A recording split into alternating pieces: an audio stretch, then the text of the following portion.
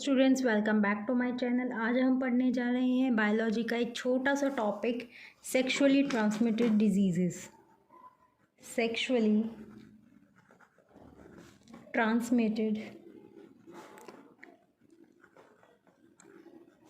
Diseases which is also known as STDs। तो बच्चे, अगर हम बात करें सेक्सुअली ट्रांसमिटेड डिजीज़ की, तो ये कौन सी डिजीज़ होती है? दीज आर द डिजीज़ और the infection which are transmitted through sexual intercourse. ठीक है, किसके थ्रू ट्रांसफ़र होती हैं? सेक्सुअल इंटरकोर्स के टाइम पे, और we can say during the time of mating और कॉपुलेशन, ड्यूरिंग सेक्सुअल इंटरकोर्स। ठीक है, सेक्सुअल इंटरकोर्स के टाइम पे जो डिजीज़ेस ट्रांसफ़र होती हैं उनको बोलते हैं हम sexually transmitted disease. These are also known as reproductive tract infection. ठीक है, STD, और they are also known as RTI। RTI means reproductive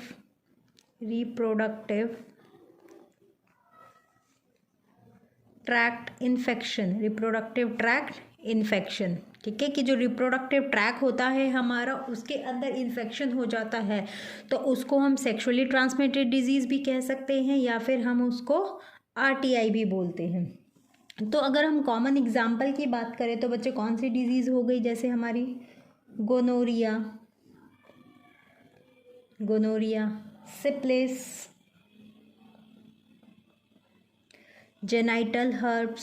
genital herpes के नाम से भी आपको कभी सुनने को मिलेगी, हर्पीज़, वाट्स। ठीक है, और हेपेटाइटिस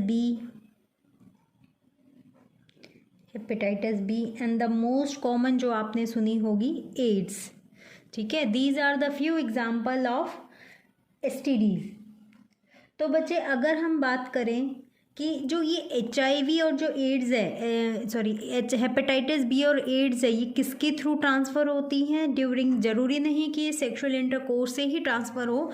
अगर हम देखो, हमने कुछ एग्जांपल देखे, इनमें से जो ये डिजीज़ है, गोनोरिया हो गई, सिप्लिस हो गई, हर्पीज़ हो गई, warts, they are only transfer during sexual intercourse. ठीक है, they are only transfer during sexual intercourse. ठीक है, ड्यूरिंग फिजिकल कांटेक्ट, या फिर हम कह सकते हैं ड्यूरिंग मेटिंग या और कॉपुलेशन से ही ये डिजीज़ेस ट्रांसफ़र होती हैं। लेकिन जो हर्पीज़ और एड्स है, ये STD तो है ही। ठीक है, दे आर अमंग STD तो है। इसके साथ साथ they can also be transferred from infected needle. ठीक है, इन्फेक्टेड नीडल से ट्रांसफ़र हो सकती हैं। जैसे कि आप डॉक्टर के पास गए और उस सेम नीडल से उसने पहले किसी पेशेंट को दिया इंजेक्शन, और वो पेशेंट कैसा था?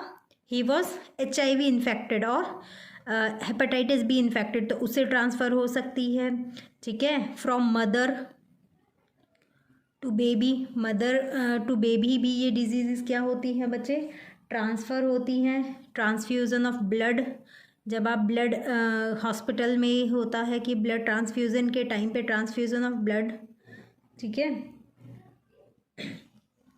अब अगर हम देखें बच्चे कि हेपेटाइटिस बी के अलावा जो हमारी जेनाइटल हर्पीस हो गई या फिर HIV डिजीज़ हो गई, they are completely non curable. ठीक है, ये these disease are non curable.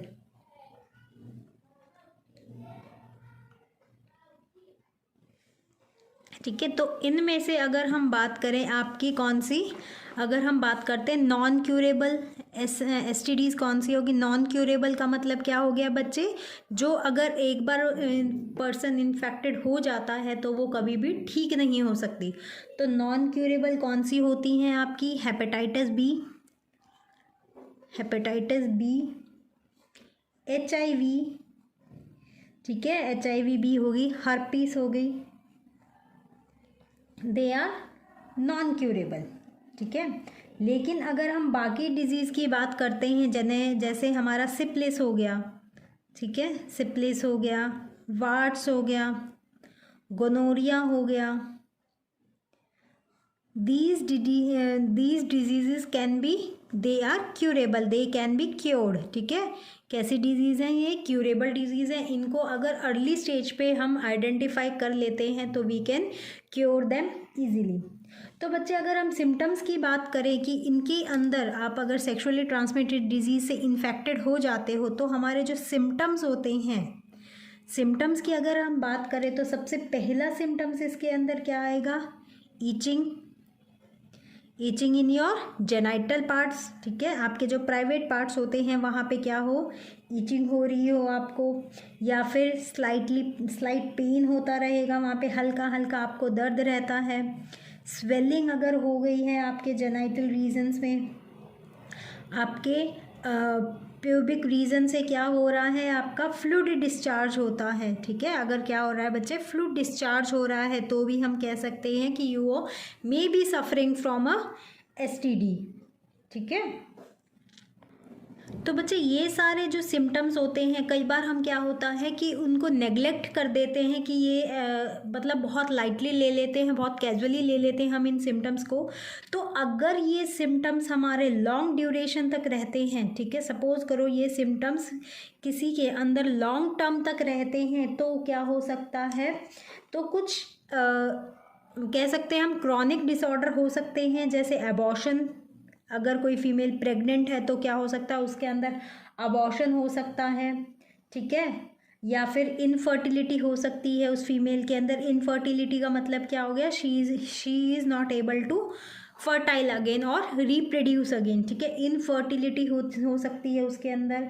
और अगर हम देखें तो उसके अंदर क्या हो सकता है, कैंसर भी हो सकती है, और एक्टॉपिक प्रेगनेंसी। ठीक है, एक छोटा सा टर्म आता है हमारा एक्टॉपिक प्रेगनेंसी। एक्टॉपिक प्रेगनेंसी का मतलब होता है बच्चे अनवांटेड प्रेगनेंसी। एक्टॉपिक प्रेगनेंसी कौन सी हो गई आपकी, अनवांटेड प्रेगनेंसी। ठीक है, तो इसके बहुत सारे अनवांटेड प्रेगनेंसी के बच्चे बहुत सारे रीजंस होते हैं जिससे फीमेल गेट प्रेग्नेंट। तो बच्चे ये जो डिज़ीज़ हमने पढ़ी हैं, तो इनमें से अगर हम बात करें कि कौन सी बैक्टीरियल डिजीज़ है या फिर कौन सी आपकी वायरल डिजीज़ है, तो आपकी गोनोरिया, सिप्लिस, हर्पिस और warts, these are bacterial disease. ठीक है, ये कैसी है, बैक्टीरिया के कारण होती है, बैक्टीरियल डिजीज़ होती हैं ये।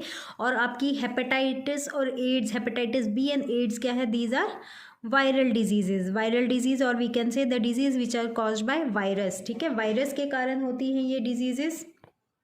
तो अगर हम कुछ ऐसे प्रिवेंशंस की बात करें या फिर कुछ ऐसे प्रिकॉशंस की बात करें जो हम यूज़ कर सकते हैं in order to get protected from these sexually transmitted disease, तो वो कौन कौन से हैं, to avoid sex with unknown partners और मल्टीपल पार्टनर्स। ठीक है, सबसे पहला प्रिकॉशन यही होता है कि अननोन पार्टनर या फिर जो मल्टीपल पार्टनर्स के साथ हैं उनके साथ फिजिकल कांटेक्ट ना होए। If you are having any physical contact then you should always use a protection, और you can say you should use a condom. ठीक है, और अगर आपको कोई डाउट होता है इनमें से जो हमने सिम्टम्स पढ़े, इन सिम्टम्स में से अगर कोई भी आपको सिम्टम्स नज़र आता है तो you should immediately consult your doctor. और जैसा कि हमने देखा कि जो हेपेटाइटिस बी है और एड्स है वो निडल से भी स्प्रेड होती है। तो बच्चे इसके लिए हमें क्या करना चाहिए कि जैसे आप बार्बर की शॉप पे जाते हो फॉर हेयर कटिंग, तो हमें उसका ध्यान रखना चाहिए कि जितने भी निडल वो आपके डॉक्टर यूज़ कर रहा है या फिर आप बार्बर की शॉप पे जाते हो तो जो ब्लेड और कॉम यूज़ किया है वो क्या हो, प्रॉपरली स्टेरिलाइज हो। सो आई होप आपको ये समझ में आया। अब बच्चे हम कुछ डिजीज़ जो हमने अभी पढ़ी हैं सेक्सुअली ट्रांसमिटेड डिजीज़, उसके कॉजेटिव एजेंट और उसके मेजर इफ़ेक्ट को अगर हम देखते हैं तो सबसे पहली डिजीज़ आती है हमारी क्लैमाइडिया। क्लैमाइडिया किसके कारण होती है, या फिर हम बोलेंगे what is the causative agent of chlamydia, it is chlamydia trachomatis. ठीक है, क्या होता है, क्लैमाइडिया ट्रैकोमेटीज़। ठीक है, और अगर इसके मेजर इफ़ेक्ट की अगर हम बात करते हैं बच्चे, तो इसका एज सच कोई मेजर इफ़ेक्ट नहीं होता, तो ये अगर अर्ली डिटेक्ट होती है तो ये कैन बी क्यूरेबल। नेक्स्ट आती है आपकी gonorrhoea. The causative agent of gonorrhoea is Neisseria gonorrhoeae. ठीक है, और इसका मेन इफेक्ट क्या होता है बच्चे, इनफर्टिलिटी, कि जिस फीमेल में होती है या फिर जिस पर्सन में ये गोनोरिया हो जाता है उसको क्या होगी, इनफर्टिलिटी हो जाती है। और इनफर्टिलिटी जैसे मैंने आपको पहले बताया, इनफर्टिलिटी क्या होती है, person is not able to reproduce, वो रिप्रोडक्शन नहीं कर सकता।